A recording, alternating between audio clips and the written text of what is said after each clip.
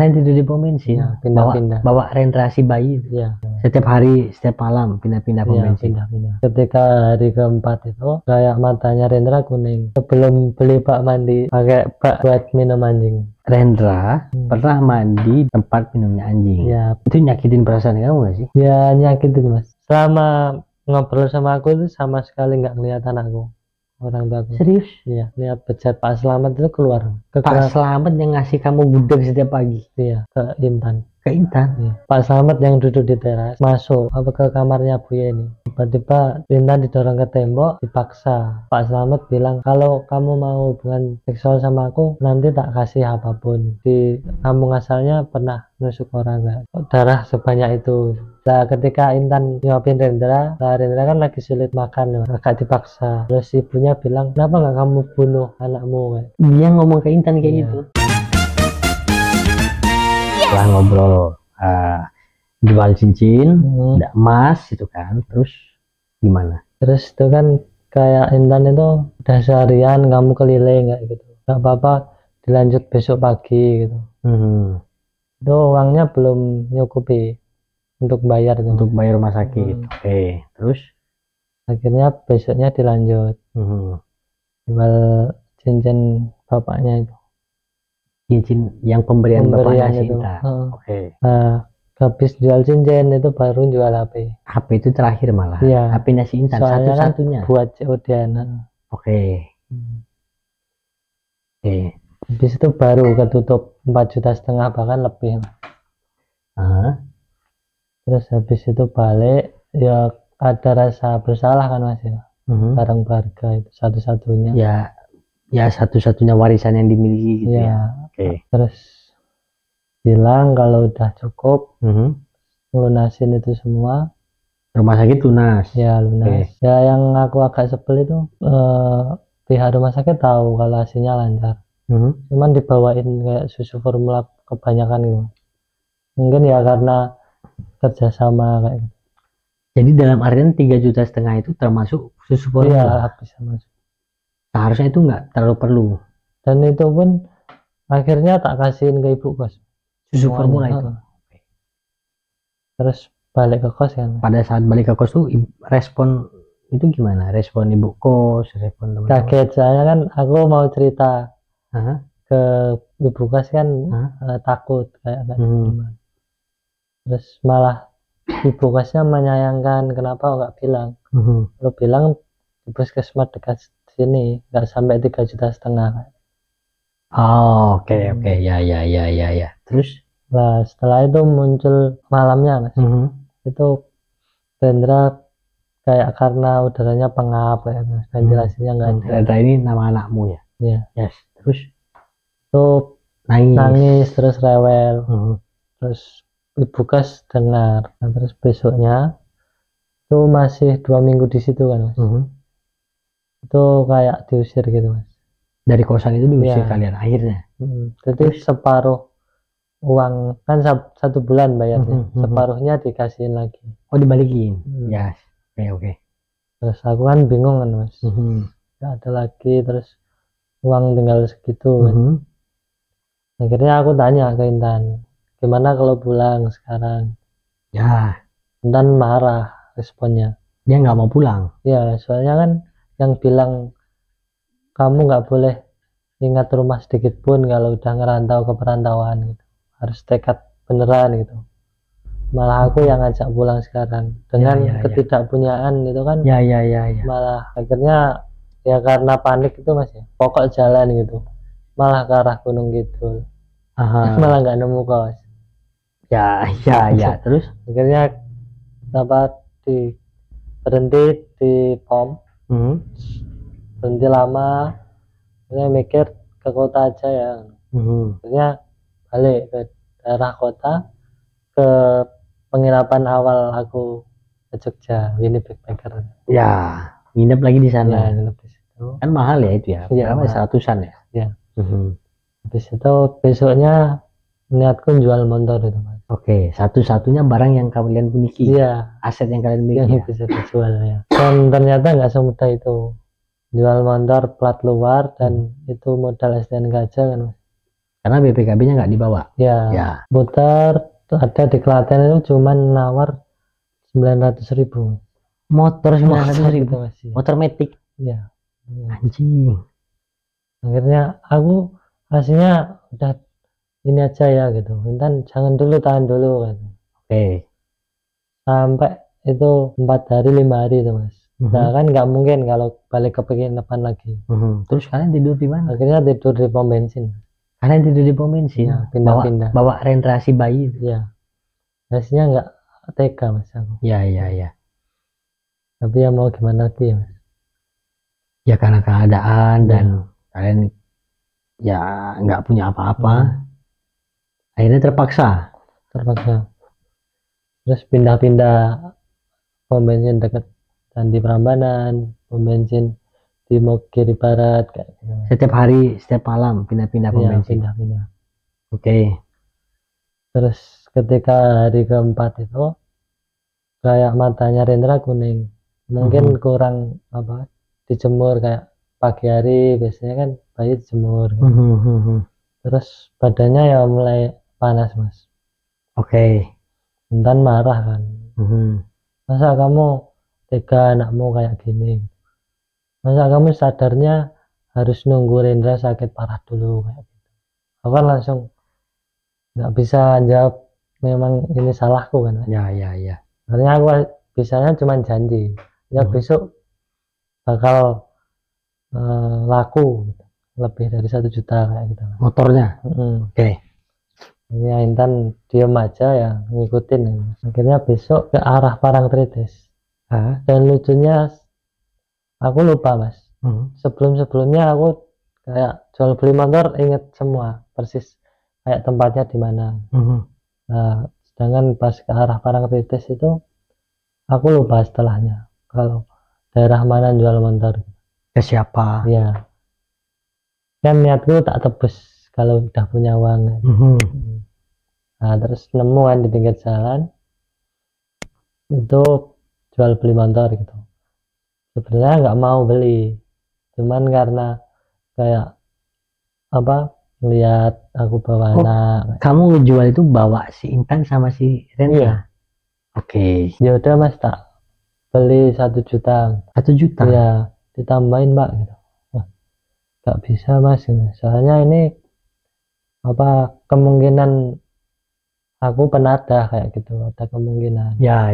Karena aku nggak tahu ini punya siapa mas. Karena cuma STNK. Ya. Terus? Ya meskipun masnya udah alasan ini benar-benar punya. Aku ngambil resiko itu mas. Ya ditambahin sedikit mas gitu. Akhirnya ya udah tak tambahin 300. Akhirnya ya dilepas 1.300.000 motor metik. Iya. Muji. Iya, Intan aslinya masih marah mas. Minimal 1,5 juta lah gitu menurutnya Intan. Terus akhirnya kejual kan HP nggak ada kan. Ya. Akhirnya mesen ojol itu lewat yang beli motor. Oke. Terus lokasinya ke Windy Backpacker lagi. Oke, kalian balik lagi ke tempat penginapan hotel itu. Nah terus entah kenapa kalau udah beberapa hari kayak di pom bensin kayak gitu mandi air hangat terus tidur di kasur itu kayak nyaman banget gitu. Ya. Terus aku bisa paham. Terus ngeliat Intan sama Rendra tidur pulas gitu kayak kebahagiaan tersendiri. Ya itu menjadi kebahagiaanmu ya. Ya. Kayaknya pas mandiin Rendra itu lepasan pupus besar. Tali besarnya lepas. Ya. Tak simpan. Nah besoknya niatku nyari kos di sekitar situ. Di sekitar penginapan hotel itu. Iya. Tak cari kan mas. Ya ada deket situ tapi ya murah sih mas, 300.000 per bulan. Cuman tempatnya nggak layak. Nyari lagi sampai malam nggak nemu, akhirnya check-in lagi. Nginep lagi di hotel itu dengan makan biaya yang besar lah ya. Terus Intan nggak setuju lagi, soalnya mau sampai kapan nginep terus dengan uangnya cuma tinggal. Kalian mulai realistis ya di sana ya. Ya lagi-lagi aku janji mas, ya besok bakalan dapat Ketemu. kayak gitu. Oke. Akhirnya malamnya tuh aku tanya ke resepsionis seasonnya, mas ini kos bebas yang boleh bawa pasangan di mana mas ya? Coba tanya apa Pak RT sebelah sini mas gitu. Ngaco kataku awet di dalam hatiku mas ya. Ya. Soalnya kan aku takut kan mas, kayak nanya nanti malah dikasusin kayak gitu. Ya soalnya RT. Ya. Ya. Terus Akhirnya mungkin apa tahu responku kayak nggak enak kayak gitu. Terus resepsinya nambahin lagi kayak, "Loh, nggak apa mas, Pak RT-nya enak kok mas gitu." Diajak bicara. Oke, ya. Ya besoknya tak coba ke rumah Pak RT. Kamu beneran datang ke rumah Pak RT? Nanyain beneran? Nanyain. Oke. Dan suka aku kalau orang Jogja asli ya mas, itu entah baru kenal atau lama, itu pasti disuguhin wedang gitu. Oke. Entah itu namunya bentar atau Ya. Pada saat itu kamu disambut, ya, disuguhin lah sampai, gitu. Ya. Akhirnya ya coba mas, di sebelah sini ada apa kos, nanti ada bapak-bapak di bawah pohon ringin kumpul, tanya aja di situ. Oke. Dari informasi itu kamu akhirnya pamit terus ke situ. Akhirnya tanya ke yang bapak-bapak nongkrong itu, katanya ada mas, kamar masuk aja kayak gitu. Masuk terus ada anjing gonggong. Ya. Kan dari dulu kayak paling takut anjing. Apa nemuin bapak kosnya Pak Yuli. Yes. Ditunjukin kamarnya, harganya 550.000. 550.000. Uangnya ada? Uangnya ada, ya tersisa 600. Uangnya sisa 600. Kamu bayar kos langsung 550. Jadi tinggal 50.000 dong? Iya, tinggal 50.000. Terus?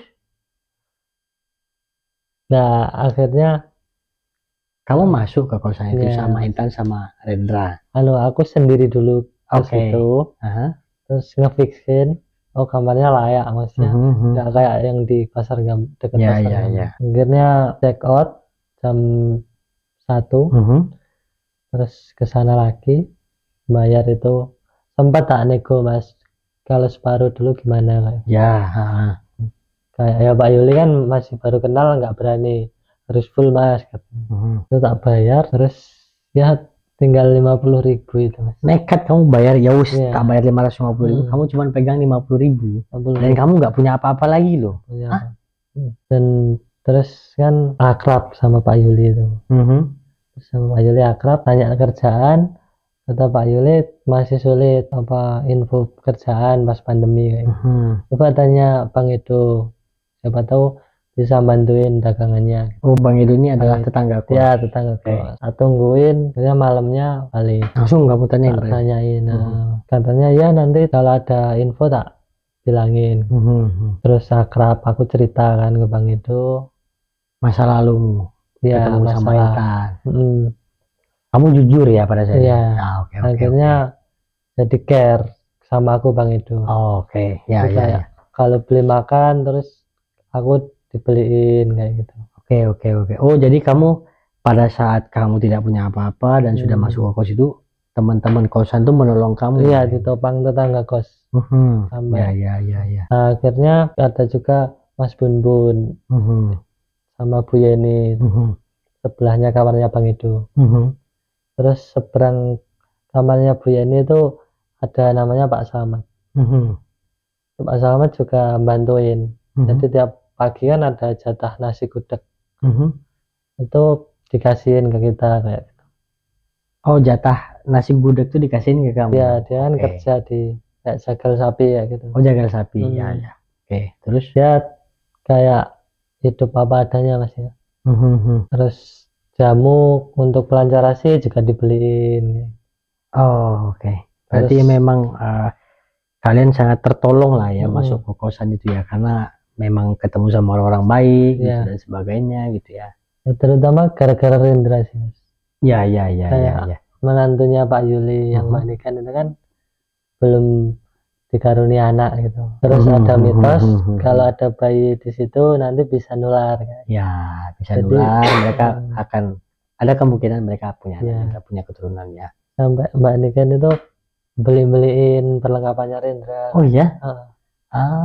Terus kalau mandiin kadang gantian, kadang Mbak Niken, kadang istrinya Pak Yuli juga. Oh gitu. Ya. Tapi ya sebelum beli bak mandi yang dibeliin Pak Slamet itu pakai bak yang di keran, itu bak hitam gitu. Itu biasanya dibuat minum anjingnya Riko itu anak bungsunya Pak Yuli yang kecil. Oke, maksudnya Rendra pernah mandi di dalam posisi dia bayi itu bekas tempat minumnya anjing. Ya, kan punya dua anjing, Poppy sama Dopey namanya. Itu nyakitin perasaan kamu gak sih? Ya nyakitin Mas, tapi nggak ada lagi kayak tempat selain itu yang buat bisa mandi kayak gitu Mas. Ya akhirnya kamu terpaksa juga harus ya mau nggak mau pakai ini gitu. Dan itu kan aku ya masih takut sama Poppy sama Dopey yang anjingnya itu. Oke. Terus apa?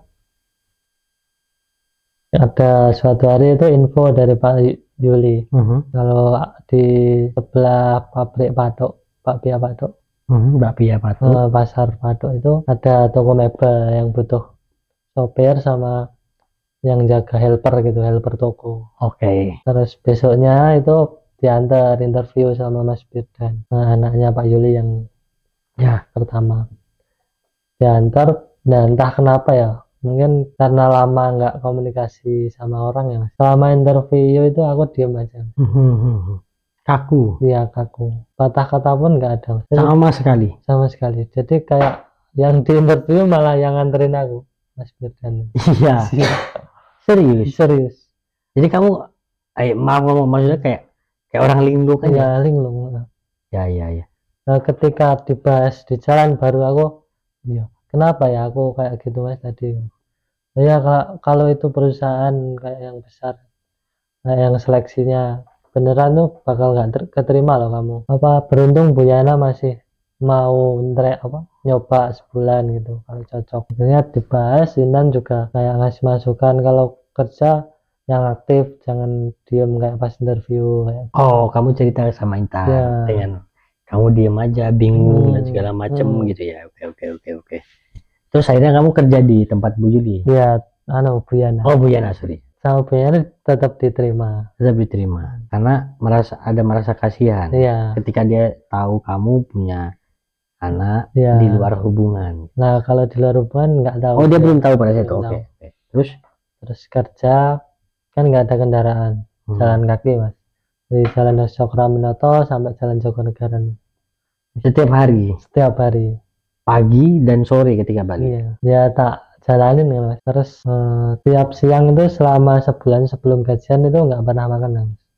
Kamu nggak pernah makan siang? Cuman ngandelin Jumat berkah. Ketika Jumat berkah baru kamu makan siang? Iya. Dan itu tak bawa pulang, bukan nggak tak langsung makan. Setelah itu jalan sebulan, Bu Yana kan kayak anak ini serius kerja gitu. Terus percaya. Terus tapi aku kalau mau hubungin itu sulit. Akhirnya dipinjemin HP kantor. Oke, itu udah pertolongan banget ya. Terus juga kalau pakai datanya habis suruh bilang.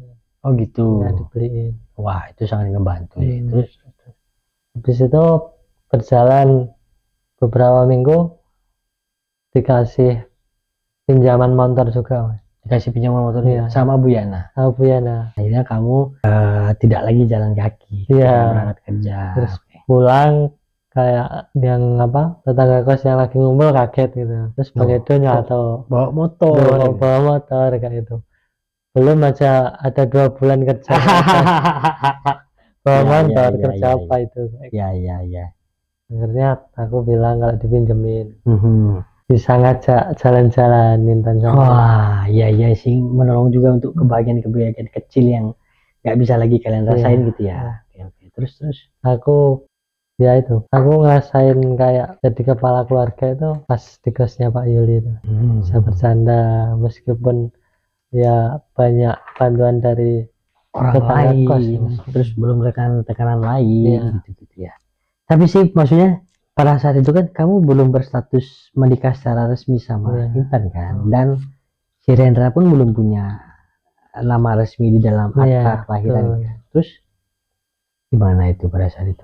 Nah, Pak Yuli itu ada unek-unek Mas. Tapi Pak Yuli memberi kesempatan biar kita minimal pulih dulu. Nah, ketika udah siap menerima unek-unek itu, Pak Yuli manggil aku, suruh ke ruang tamu. Ya. Katanya bilang kalau kamu ngekos di sini 5 tahun 10 tahun bahkan selama pun nggak apa-apa, Cip. Kan kalau di sana manggilnya Cipto, teman-teman. Cipto, kamu dipanggil Cipto. Ya. Katanya nama Asip terlalu sulit gitu. Yes. Kata Pak Yuli, ya jadiin ngekos di rumahku itu cuman biar kamu siap gitu, biar kamu lebih berani ketika pulang. Akhirnya aku kan mikirin gitu Mas, ya benar juga. Rendra juga butuh sekolah nantinya, harus nikah sah, harus dapat akte kelahiran sah secara negara. Akhirnya aku ngobrol sama Intan, terus Intan bilang kalau keluargaku nggak bisa, keluargamu aja coba. Akhirnya aku nelpon orang tua Mas. Nah, selama awal dari Malang itu aku nggak pernah komunikasi sama orang tua. Ya. Ya nelpon itu sok orang tua. Akhirnya niat datengin Mas. Pada saat ketika kamu telepon, ketika kamu sudah di trigger itu, akhirnya kamu luluh dan memang harus telepon orang tua. Datang orang tuamu. Terus ketika datang nggak mau masuk Mas. Pak Yuli kan punya pekarangan luas. Nah bapak itu sama ibu itu cuman di pinggir jalan, teriak-teriak manggil namaku. Nah, Pak Yuli kan yang punya tuan rumah itu kayak ngerasa kesinggung Mas. Nyamperin aku marah-marah. Apa masa tata keramanya bertamu kayak gitu? Akhirnya aku nyamperin orang tua, suruh masuk, diajak masuk, terus rembukan diskusi di ruang tamu. Oh, di ruang tamu, bukan di kamar tamunya Pak Yuli. Akhirnya katanya dititipin di panti asuhan aja Rendra. Si anakmu? Iya. Nanti kalau besar diambil. Tapi kan nggak semudah itu Mas. Terus akhirnya pengen dengar pendapatku gimana. Ya pendapatku Rendra sama Intan harus diajak pulang juga kayak gitu. Atau orang tuaku lo nggak bisa, anak udah besar kayak gitu.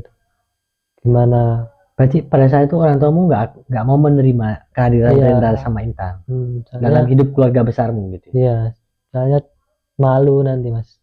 Nama keluarga kan. Akhirnya yaudah kamu pilih keluargamu, ibumu yang melahirkanmu apa wanita yang merusak kamu. Terus akhirnya aku balas Mas, jawab ya gimana aku kepala keluarga Pak. Ya, walaupun tidak tercatat, belum tercatat secara resmi ya. Ya aku milih anak dan pasanganku kayak. Akhirnya ya udah nggak usah manggil aku bapak, ibu juga jangan manggil ibu juga kayak gitu. Itu dari orang tuamu ngomong gitu pada saya. Aku nggak peduli, bilang anak siji nggak masalah kayak. Bilang anak satu nggak masalah. Akhirnya pulang orang tuaku. Beneran pulang, meninggalkan kamu sama Rendra sama Intan, nggak disangguin? Enggak, sama sekali. Selama ngobrol sama aku itu sama sekali nggak ngeliat anakku, orang tuaku. Serius? Iya. Berarti emang sorry ya, Sip ya, dia emang marah gitu ya. Iya, kayak apa ya, kayak kecewa lah. Yang tidak sesuai hukum itu nggak dianggap kayak gitu. Oh gitu. Kayak anak yang tidak sah secara hukum. Ya walaupun itu secara real itu perbuatanmu sama Intan. Karena kamu punya rasa tanggung jawab kepada si Rendra dan Intan. Akhirnya ketika pulang terus tahu jawabanku gitu, tetangga kos ngapresiasi.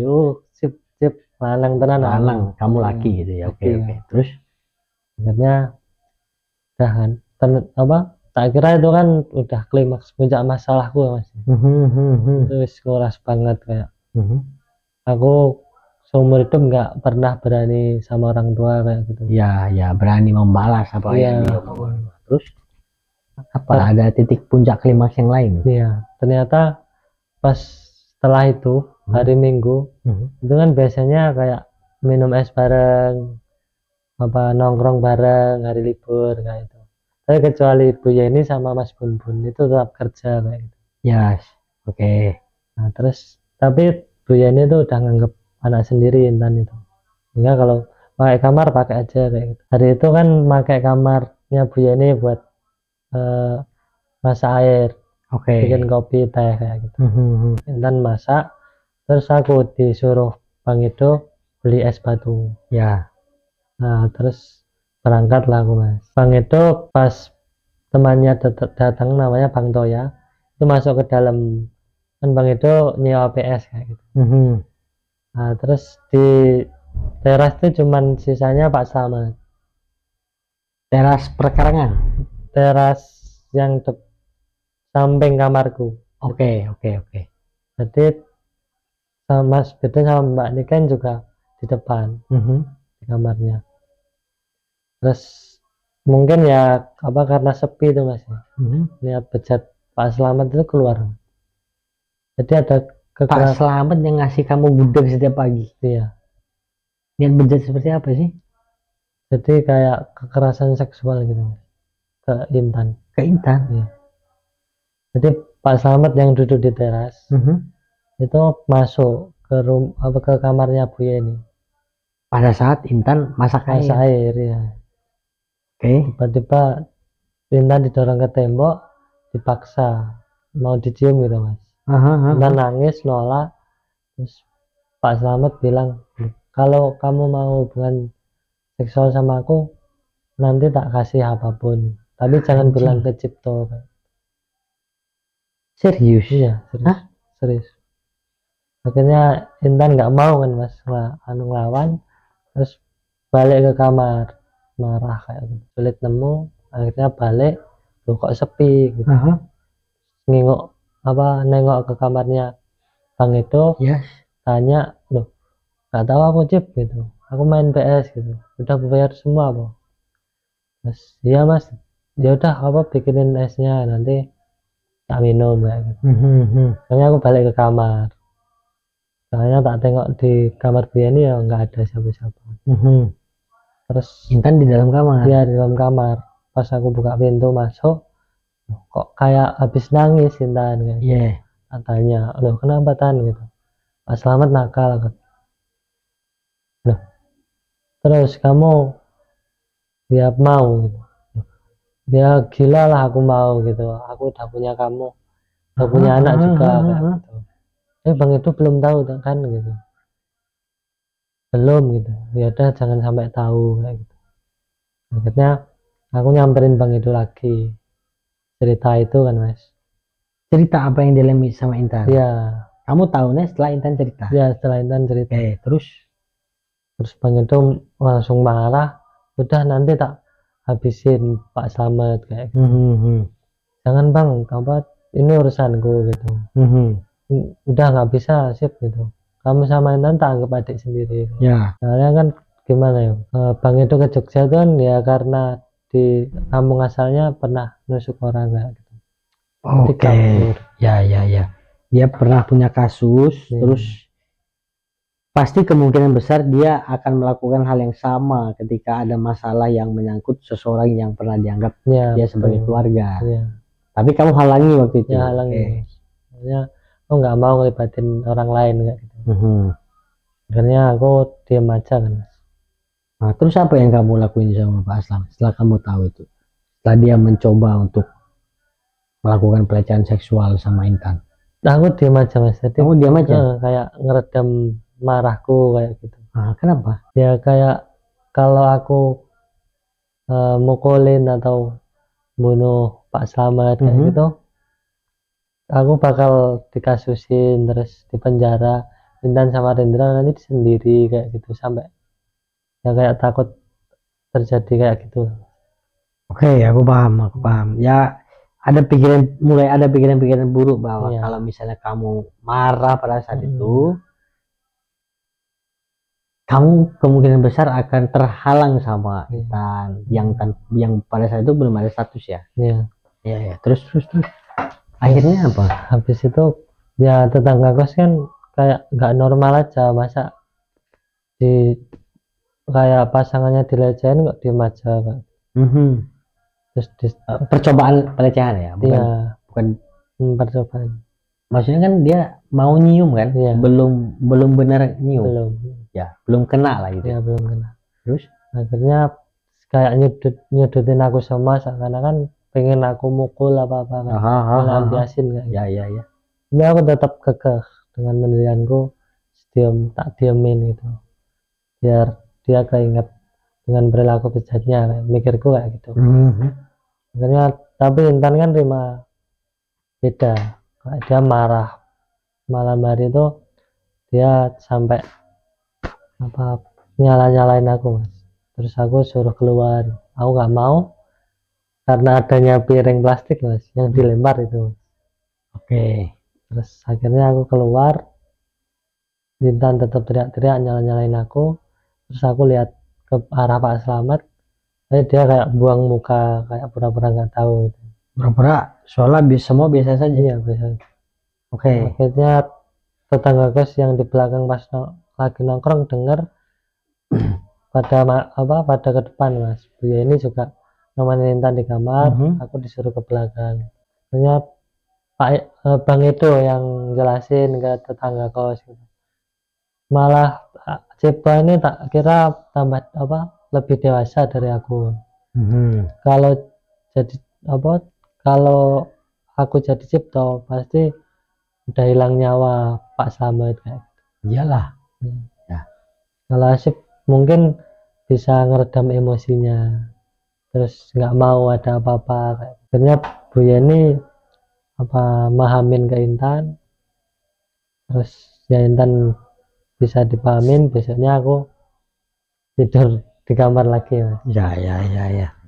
Nah terus tapi kan meskipun rumornya udah santer terdengar, nah Pak Slamet udah nggak ngekos di situ, mungkin malu masih ya. So Intan tetap takut gitu. Kayak nanti kalau pas kerja sewaktu-waktu didatengin apa gitu. Ya. Akhirnya seminggu sebelumnya Bu Yana pernah nawarin mes.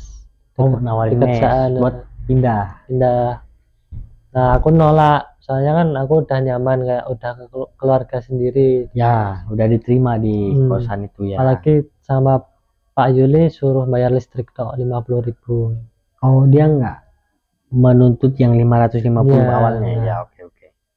Walaupun aku ya tetap tak kasih itu 550, dibalikin sama Pak Yuli. Kadang 500, kadang 400. Jangan nolak sih, Cip gitu. Buat Rendra kan. Oke. Ya sangat terbantu lah kamu ketika ngekos di sana ya. Akhirnya dengan terpaksa pindah ya Mas. Yang nangisin itu Bu Yeni Mas. Ketika ya Intan pindah gitu. Ya bener-bener dianggap. Oh ya. Nangis. Jangan lupa kos loh ya kalau udah di mes. Ya di mes. Nah, ngelihat kayak gitu Mbak ini kan punya inisiatif ngubungin keluarganya Intan. Mbak ini kan tahu keluarganya Intan itu dari ketika kita kepo, terus Intan itu cerita punya kakak kayak gitu. Messenger kakaknya itu Mas, kakaknya si Intan, dia minta kakak sepupu minta nomornya, terus ngabarin bahwa Intan ada di Jogja. Terus langsung ke kos Pak Yuli ngabarin aku. Ya aku agak nggak terima kan Mas, kenapa nggak bilang aku dulu. Terus kata Pak Yuli bukan aku tapi Mbak Niken gitu. Aku bilang kalau aku nggak bakal ke kos, nggak akan mau ketemu gitu. Soalnya aku udah nawarin ke Intan mau nggak ke kos, nggak mau, kabur lagi Mas dari mes. Kabur dari mes. Iya. Terus takut disamperin kan Mas. Kalian kemana? Nemuin Bu Yana. Oke. Telepon Bu Yana, terus janjian di Alfamart mas, di dekat Hambaruk Mall, daerah Hambaruk. Oh ya. Terus pas di Alfamart itu saking takutnya ya Intan, seakan-akan lihat bapak tirinya di dalam Alfamart. Terus ayo kabur gitu. Kabur lagi, Bu Yana kerjasama sama orang tuaku. Dia tersugesti itu Iya. gitu ya. Ya, Aku nggak percaya tuh. Udah kalau kamu nggak mau, aku tak jalan kaki kabur sendiri kan bilang gitu. Akhirnya kamu tetap kabur, terus aku nelpon Bu Yana, mastiin mas, belum percaya kan aku. Terus kata Bu Yana, loh, kamu itu mau tak bantu malah nuduh saya kayak gitu. ya. Terus aku langsung ngerasa salah kan. Ya Bu, maaf, panik Bu, saya panik sama Intan. Ya udah kamu kesini gitu, di rumahku dulu aja kayak. Intan tak kasih paham, dia ngertiin mas. Tak jaga nemuin Bu Yana di Tidur di rumahnya Bu Yana. Akhirnya besok kerja biasa mas di toko laban. Tiba-tiba siangnya itu ada telepon dari ibunya Intan. Terus aku bilang Intan, diangkat nggak Tan gitu. Nggak usah gitu, kita di Jogja aja udah nyaman kayak gitu, belum tentu kalau pulang bisa bercanda kayak gini. Bisa seasik ketika kalian berdua. Tapi aku punya pikiran kayak nuraniku bilang lain mas, masa aku misahin anak sama ibu gitu. Masa aku tega kayak. Akhirnya tak angkat, terus tak hadupin ke Intan ya kaget kan.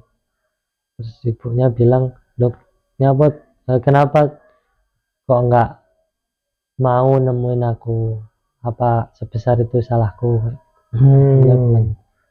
Intan nangis, ibunya juga nangis. Ibunya bilang kalau janji bakal ngerestuin, bakal ngemaafin, bakal gak ngungkit-ngungkit. Akhirnya kan aku juga luluh dengan perkataan itu ya. Ya akhirnya mau pulang, terus dimediasi sama Bu Yana, orang tuanya ke Jogja lagi mas, keluarganya. Nemuin, ketemulah kalian semua itu. Ketemu. Akhirnya bawa seadanya lah mas ya, banyak yang ditinggal di Jogja. Oh ya. Barang. Terus naik sama mobil baru, terus mamanya itu nyelatuk mas. Loh, kenapa kok udah pulang, udah nggak kerasan gembel di Jogja kayak gitu bahasa pamannya. Iya, mau tak bales kerasan kayak gitu kan niatnya. Ya. Terus baru kayak gitu, baru mau jawab, kamu agak emosi ya Pak? Iya. Ya. Baru mau jawab, aku dicubit sama Intan. Aku terus diem kayak gitu. Terus aku udah kerasain bakal nggak enak gitu. Akhirnya nyampe rumah, terus karena biar tetangga nggak rasa nggak buruk mas ya, itu dinikahin siri dulu mas. Dinikahin siri ya. Oke. Sebelum nikah sah. Pada akhirnya kalian nikah sah ya. Jadi biar aku nggak diprotes apa sama tetangga serumah belum sah kok serumah kayak gitu, nikah siri dulu, terus ke Pak Mudin daerah situ. Akhirnya udah nikah siri, terus coba pulang ke rumah buat bilang kalau mau nikah. Terus kata respon orang tua aku, kamu itu udah besar itu, ya kamu bisa berangkat sendiri kayak gitu. Tidak direstui, tetap tidak direstui kamu. Jadi pas pernikahan itu benar-benar aku sendiri mas. Keluargamu nggak ada? Nggak ada sama sekali. Nikah yang resmi? Iya. Dan biaya pernikahan itu pun itu kayak semua diurus sama orang tuanya Intan. Ya. Karena aku benar-benar nggak punya uang sama sekali. Barang juga nggak punya lagi. Akhirnya nikahlah aku mas sama Intan. Nikah resmi nih? Ya nikah resmi 13 Januari 2021. Ya, setelah nikah ngurus kayak akte kakak kayak gitu Mas. Nah aku balik ke Jogja lagi Loh, kenapa kamu balik ke Jogja lagi? karena masih ada utang yang belum kebayar sama Bu Yana. Utang sama Bu Yana. Iya. Utang apa? Utang uang Mas. Oh, utang uang. Heeh. Oke. Jadi ceritanya itu Intan pernah pendarahan hebat kayak gitu Mas. Karena habis kelahiran terus boleh berhubungan lagi itu kayak jadi lagi Mas. Sempet jadi lagi. Iya. Oke. Padahal nggak tak keluarin di dalam. Pada saat itu. Iya. Akhirnya pendarahan hebat, aku nggak tahu kenapa kan. Mbak aku shock Mas. Kok darah sebanyak itu sampai dimarahin sama Mas Firdan itu. Loh kamu diem aja apa Intan kayak gitu. Akhirnya aku nopang Intan sama Mas Firdan, terus bawa mobil minjem punya Pak Yuli. Akhirnya bawa ke rumah sakit yang ada IGD-nya Mas. Nah biayanya kan nggak cukup Mas. Karena kamu nggak punya duit. Iya nggak punya uang. Terus? Selalu habis buat kebutuhan Sehari-hari ya. Ya akhirnya minjem ke Bu Yana dulu. Oke. Oh. Dan pada akhirnya kamu berhutang. Iya berhutang sama Bu Yana. Iya. Oke. Terus kamu kembali ke Jogja tadi kembali kan? ke Jogja, suruh pindah ke usahanya Bu Yana yang lain, penginapan. Oh berarti ketika balik ke Jogja itu bukan lagi di mebel, tapi kerja di penginapan. Oke. Ya. Terus tapi aku tetap nyiapin 1 kardus mie instan sama beras dari rumah. Buat bekalmu sehari-hari? Iya buat sehari-hari. Jadi kamu sehari-hari makan mie instan? Iya. Serius? Iya serius. Sehari-hari itu? Nah ya gimana ya, kayak kalau di rumah takutnya kurang. Saya kan udah ngikut orang tua kayak gitu. Jadi sebagian besar gaji 2.700.000 Mas. Itu tak kirim ke Intan kayak 2,5 juta kayak gitu tak kirim. Setiap bulan? Setiap bulan. Akhirnya 4 bulan 5 bulan aku mulai gak kerasan Mas. Sebenarnya kayak banyak gangguan dari luar gitu. Kayak preman tiba-tiba masuk 4 sampai 6 orang berpasangan nggak bayar kayak gitu. Ya. Ke tempatmu kerja itu lah ya, penginapan itu ya. Terus aku kan full 24 jam jaga bersihin 9 kamar kayak gitu. Oke. 24 jam. Ngelola keuangan. Semuanya kamu yang handle. Iya. Nah, dan selama itu kamu nggak ketemu sama Intan, cuma transfer aja. Iya, nggak kerasan aku mutusin pulang Mas. Ke Ponorogo. Ya, sebenarnya diberatin sama Bu Yana. Suruh kerja tetap di sini kayak. Akhirnya ya aku pulang. Terus ketika kamu pulang tuh hutang sama Bu Yana udah lunas. Udah lunas. Ya, terus kamu pulang. Terus nggak suka ibunya Intan. Saya mau kerja apa di Ponorogo? Sulit nyari kerja di Ponorogo. Mending apa di luar udah ditolong Bu Yana kok malah pulang. Balik lagi. Akhirnya aku buktiin ngelamar. Terus ya keterima lah di pabrik obat gitu, pabrik jamu di Ponorogo. Ya di Ponorogo. Terus ya 1 juta. Kaget ibunya Intan kok cepet dapat kerja. Akhirnya diterima kan Mas. Awalnya diterima. Terus ketika Intan diterima kerja dengan gaji UMR Ponorogo 2.100.000. Oh Intan diterima kerja juga? Iya. Ya. Terus mulailah ngungkit ibunya ke arah perceraian kayak gitu. Karena? Ya, karena gajinya lebih tinggi, kayak gaji kamu lebih tinggi dari Asif. Oke, paham, aku paham. Ya, nyari yang lebih mapan aja kayak gitu lah. Itu ibunya yang mendorong Intan buat. Iya. Harusnya kamu bisa cari laki-laki yang lebih daripada Asif. Intan dia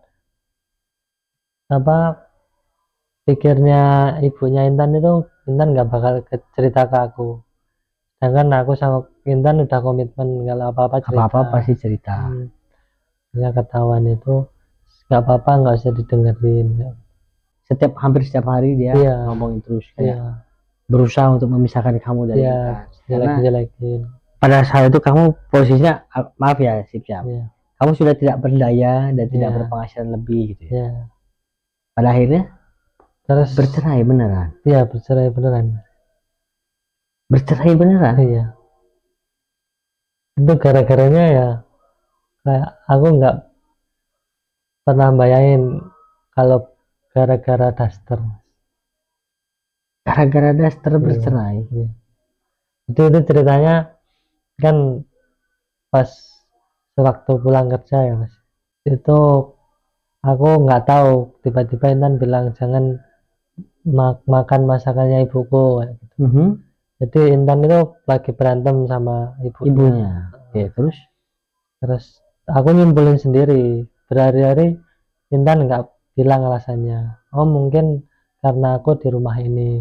Ya. Akhirnya aku pulang ke rumah orang tua. Akhirnya kan nyelesain masalah. Ternyata juga enggak. Ternyata juga enggak. Yes. Terus katanya Intan, aku mending ikut sama kamu. Karena aku bilang ke orang tuaku, gimana kalau Intan sama anak kesini. Tetap orang tuamu nggak mau. Nggak mau. Kalau Rendra ajak mau. Berarti yang diterima sama orang tuamu ada Intannya. Iya. Begitupun aku di keluarganya Intan. Oke.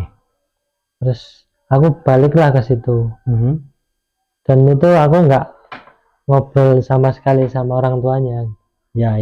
Mungkin tersinggung. Sampai bilang apa kayak kandang sapi aja, kayak keluar masuk sembarangan kayak gitu. Iya. Akhirnya aku bilang ke Intan, ayo makan di luar.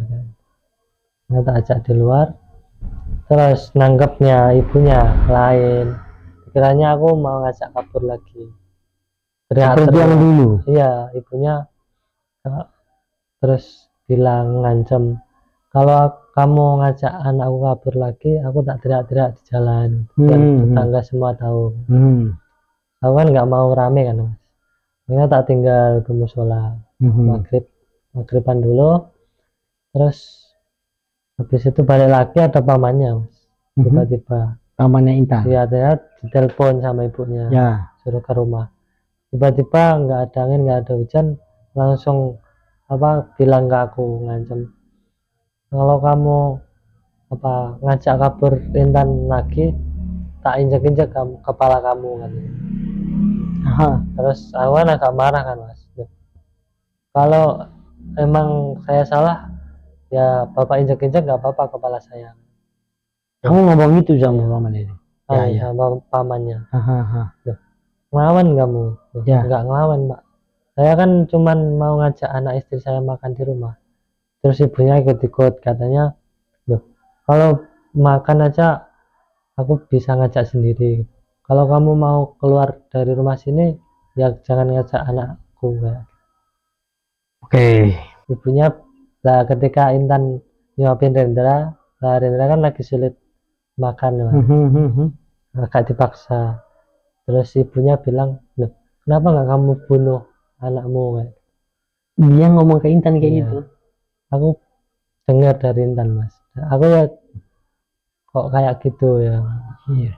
Terus akhirnya aku minta maaf. Terus udah baikan Intan sama ibunya. Tapi sama aku tetap marah Mas, benci. Intannya? Si ibunya. Oh, si ibunya. Oke. Nah, terus masalah daster tadi kenapa? Kok bisa daster? Nah, setelah itu, itu Intan nggak kerja lagi. Sudah resign. Iya, resign, pengen fokus ngerawat Rendra. Ya, karena ada tekanan-tekanan tadi itu, terus dia fokus. Ya. Nah, ibunya nggak suka, soalnya kan masa gantungin gaji 1 juta. Akhirnya pas aku pulang kerja ya Mas, aku Intan itu bilang kalau mau reseller daster gitu. Teman-temannya juga support ya, udah mesen motifnya. Nah, ketika pesen itu kan posisi utangku udah 900.000 ya Mas, ditambah lagi buat modal itu 600.000. Nah, aku udah bilang berkali-kali kalau beli apa-apa yang ada garansinya gitu. Kalau di all shop. Nah, Intan tetap nyari di Facebook. Oke. Ketika aku transfer, terus Intan nanyain kapan datangnya, langsung centang satu. Itu setelah ditransfer uang. Ya, setelah transfer langsung penjualnya itu centang satu. Oke. Terus aku nenangin diri, pulang, terus ya coba nenangin Intan kayak gitu buat pelajaran Tan gitu. Terus dia cerita apa orang tuanya nyindir-nyindir dari pagi, curhat. Aku nggak betah kalau di sini terus. Kalau ngekos sendiri juga kayak responnya orang apa ibumu kayak gitu. Ibumu itu nggak mau kamu tinggal, belum siap. Akhirnya ya udah di Jogja aja bisa ngelewatin. Kamu kan juga pernah punya impian pas kuliah itu ketika keluarga apa jual daster, jual baju gitu, buka toko butik kayak gitu. Nah, responnya Intan tuh beda mas. Loh kenapa ngungkit-ngungkit daster kayak gitu, uang 600.000 aja, kalau aku udah kerja lagi tak balikin, karena aku nyebutin kata kunci daster itu. Ya, karena sebelumnya ada tekanan-tekanan juga dari keluarga dia. Oke. Terus apa kamu tidur luar apa aku sama Rindra gitu. Saya di Jogja gitu. Terus ya aku tidur luar selama hampir seminggu kan mas. Nggak ada yang ngajak bicara mas. Iya bener kayak kadang perempuan itu cuman butuh didengerin mas, nggak dikomentarin. Ya. Ini aku apa punya inisiatif kalau pengen ke Surabaya karena ada beberapa kenalan di sana, kerja di sana. Nah tapi nangkepnya Intan belum masalah pribadi sama aku belum kelar, kok mau ngerantau. Sendiri nggak ngajak aku. Akhirnya pas aku tak pas bilang ke Intan malah ngusir aku. Kamu diusir sama Intan pada saat? Biasanya nek minggat tuh. Minggat atau dewe? Ya. Nggak usah balik ke sini gitu. Nah terus ya kalau aku terima ketika diusir keluarganya Intan siapapun, entah ibunya atau siapapun. Tapi kalau yang ngusir itu Intannya sendiri, istriku, itu kayak kan di rumah itu yang tak beratin kan anak sama istriku. Ya. Ketika itu dia udah nggak ngarepin aku, itu ya udah buat apa aku di situ kayak gitu. Kayak nggak ada tujuan lagi di rumah itu. Akhirnya aku diam-diam ngemasin barang terus pulang ke rumahku. Ke rumah ibumu? Ya, ke rumah orang tua. Nah, selama setahun itu nggak ada kontak komunikasi aku sama Intan. Wah, itu lama loh. Jadi kayak gimana ya, kayak ego sendiri gitu. Intan ngerasa aku yang salah, aku ngerasa Intan perlu minta maaf ke aku. Puncaknya itu ketika Intan butuh akte perceraian. Intan minta cerai ya? Ya, minta cerai. Kenapa minta cerai dia? Ya karena nggak ada kejelasan gitu mas. Kayak kenapa terus kamu paksain lanjut? Apa pernyataan kita cuman kayak di atas kertas saja gitu. Keluarga besar kamu tahu sendiri dua-duanya nggak menerima. Iya. Dari kedua belah pihak sama sekali nggak menerima. Akhirnya ya kalau menurutku semua main itu yang dimau Intan, orang yang aku cintai lah mas ya. Itu bisa memudahkannya ya aku sanggupi. Jadi akhirnya aku ngelepasin, nggak ada sidang satu kayak gitu. Dianggap cerai basah istilahnya. Cerai basah? Ya, yang cewek yang ngajuin. Nah itu dipakai ketika cowoknya nggak jelas kemana kayak gitu. Oh gitu. Ya, jadi prosesnya lebih cepat lah. Nah terus akte cerainya keluar, itu ya udah mungkin Intan udah punya kenalan baru kayak gitu. Berarti ada indikasi kayak dia minta cerai itu dia juga pengen apa ya, kayak membangun hubungan baru sama orang lain. Iya. Tapi kamu gimana? Ya kalau aku apa ya, kalau aku mikirnya itu karena tuntutan orang tuanya sih. Iya sih, karena memang orang tuanya pada saat itu kan sudah mendorong-dorong supaya bisa sama kamu. Ya, Dia harus mencari yang lebih baik gitu-gitu. Oke. kalau dari akunya itu ya mengalir aja mas, ya hidup karena masih hidup aja kayak gitu. Maksudnya dalam artian kamu udah nggak punya motivasi dong sih. Ya kayak nggak kayak pas semasa kuliah kayak gitu mas. Kan ada ambisi, ada target, kayak harus umur segini sukses. Ya. Ya semenjak itu kayak ya udahlah, dijalanin hari ini apa adanya kayak gitu. Nggak ada kayak ambisi, semangat, target sesuatu kayak gitu. Mengalir aja kayak gitu. Ya, ya, ya. Tapi sih, kalaupun misalnya terjadi Intan nikah lagi, kamu gimana? Ya kalau aku ya pasrah aja sih. Pasrah aja, menerima aja. Ya, itu memang ada kemungkinan bisa terjadi ya. Maksudku, wah berat sih. Maksudnya kayak kamu bakal ikhlas juga kalau misalnya dia nikah lagi sama orang lain. Cuman kan nanti ada istilahnya muhalil. Muhalil itu gimana? Jadi muhalil itu seumpama aku sama Intan kan udah talak 3 cerai kan. Itu muhalil itu istri pengganti. Istri pengganti. Biar aku bisa balik lagi sama Intan. Suami pengganti apa istri pengganti? Suami pengganti. Suami pengganti. Ya. Jadi Intan nikah sama muhalil itu. Terus ketika udah nikah, udah berhubungan, terus cerai lagi, itu Intan bisa balik ke aku. Berhubungan badan. Berhubungan senggama. Sorry sih. Maksudnya gini, kamu sampai saat ini masih sayang sama Intan. Iya. Masih suka, masih cinta, masih kepingin ada itikan baik. Misalnya kita berandai lah, misalnya ada mukjizat keluargamu dan keluarga Intan tiba-tiba kayak dapat ilham, hubungan anak kita nih harus dipersatukan lagi. Iya. Tapi dalam catatan bahwa untuk merujuk lagi itu harus melewati muhalil. Ya. Dan konsep muhalil itu Intan harus nikah. Ya, harus nikah. Nah, sama orang lain. Terus harus berhubungan ya, syaratnya berhubungan badan. Ya, berhubungan badan. Sedangkan cerai. Habis masa iddah baru bisa balik lagi rujuk ke aku. Harus melewati itu. Itu yang aturan sahnya begitu. Iya.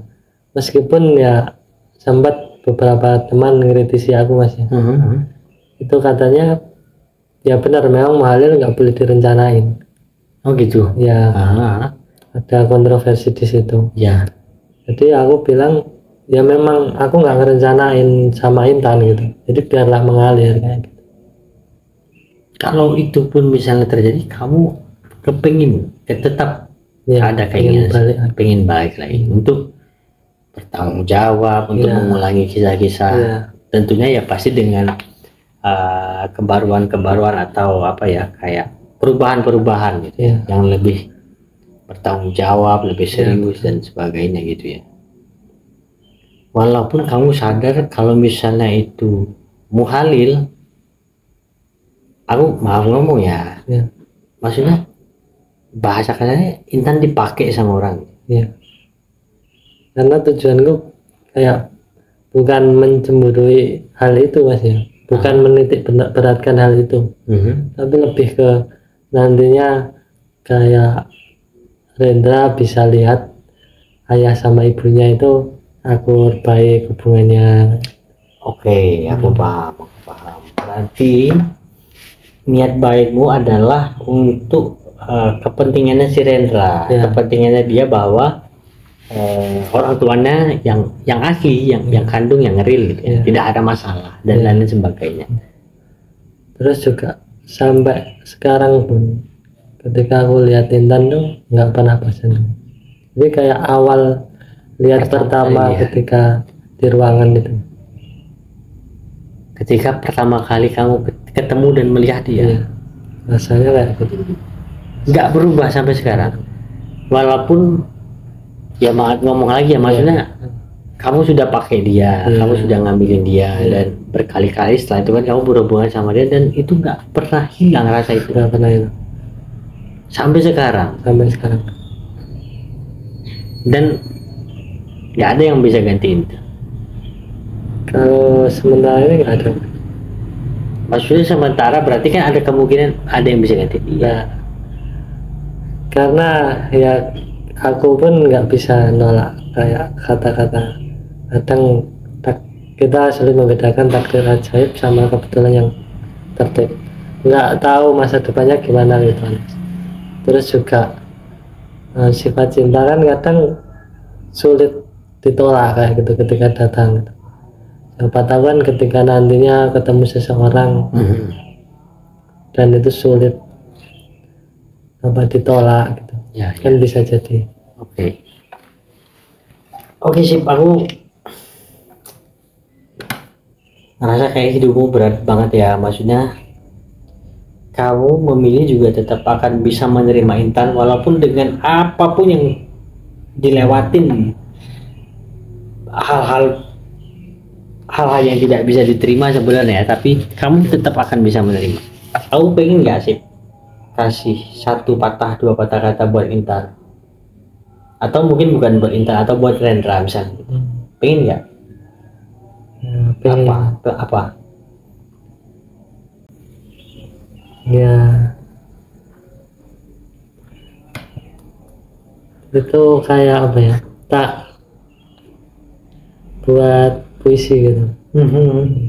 Puisinya ada. Apa bunyinya, apa kamu ingat ya? Jadi itu ketika aku melihat Rendra gitu, seakan Rendra bilang gitu, ayah aku ingin ayam hangat. Ayah aku ingin ayam hangat. Tapi terlebih dulu aku paham kalau sementara kita hanya boleh punya ayat. Dengan begitu aku ingin satu ayat yang kita bacakan bertiga bersama bunda dengan sungguh dekat, tak peduli erat maupun urat. Ku yakin kelak tetap akan menjadi panduan hayat. Meski nantinya berupa sayap maupun sayap, aku akan tetap siap, walau bukan sayatan belah dada KFC atau sayap Kentucky penjual pinggir jalan.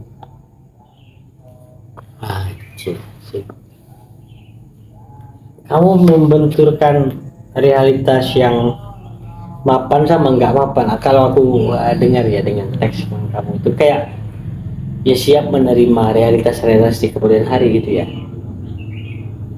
Itu yang pengen kamu tanamkan sama si Rendra, bahwa dia juga harus siap untuk menerima kenyataan walaupun itu sedap, walaupun itu nggak sedap di kemudian hari. Oke sip, thank you ya sip. Iya, sama-sama. Tapi kalau buat Intan ada pengen kata-kata khusus yang responsif, spontanitas atau apa? Ya kalau sama Intan itu bingung. Kamu bingung ya? Nggak bisa diungkapkan ya? Nggak bisa diungkapkan. Oke sip.